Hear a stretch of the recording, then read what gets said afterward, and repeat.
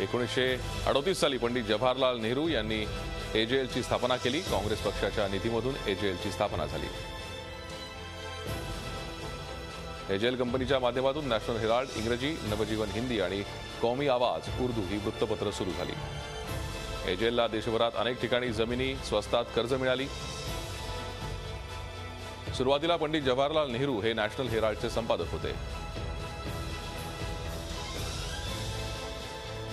पंतप्रधान होईपर्यंत पंडित नेहरू हेराल्डच्या बोर्ड ऑफ डायरेक्टरचे चेअरमन म्हणून कार्यरत होते। स्वातंत्र्यानंतर नॅशनल हेराल्ड हे काँग्रेस पक्षाचं मुखपत्र बनले। काँग्रेसचं मुखपत्र असलेल्या नॅशनल हेराल्डचा खप घसरला आणि कंपनी आर्थिक संकटात सापडली। 2008 साली नॅशनल हेराल्ड बंद पडला। तेव्हा कंपनीवर 90 कोटी रुपयांचं कर्ज होतं। देशभरात कंपनीची 5000 कोटींची संपत्ती आहे। 2010 मध्ये यंग इंडियन नावाच्या कंपनीची या प्रकरणात एंट्री झाली। 23 नोव्हेंबर 2010 रोजी गांधी परिवाराच्या निकटवर्ती यांनी यंग इंडियन नावाची कंपनी स्थापन केली। यंग इंडियन कंपनीत सोनिया आणि राहुल गांधींचे प्रत्येकी 38% हिस्सेदारी आहे। उर्वरित 24% शेअर गांधी परिवाराच्या जवळच्या असलेल्या सॅम पित्रोदा, सुमन दुबे, काँग्रेसचे महासचिव ऑस्कर फर्नांडिस, एआयसीसीचे कोषाध्यक्ष मोतीलाल व्होरा यांच्याकडे। यंग इंडियन ही कंपनी म्हणजे Congress party private limited company आहे का?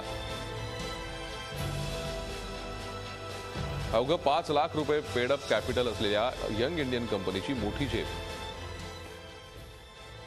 यंग इंडियन कंपनीचे नॅशनल हेराल्डच्या पब्लिशर कंपनी एजेएल अधिग्रहित करण्याचा निर्णय घेतला।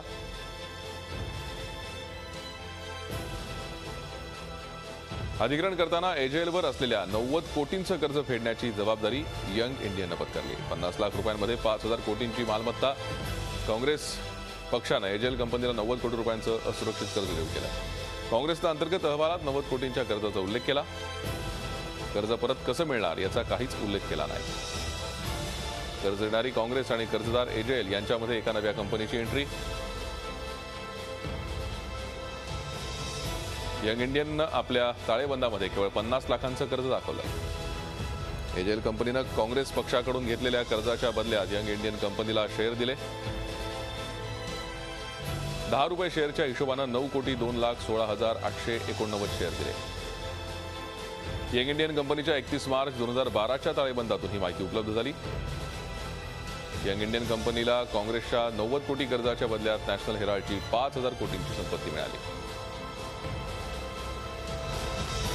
यंग इंडियनमध्ये सोनिया आणि राहुल गांधी यांची 76% हिस्सेदारी आहे। झी 24 तास रहा एक पाऊल पुढे।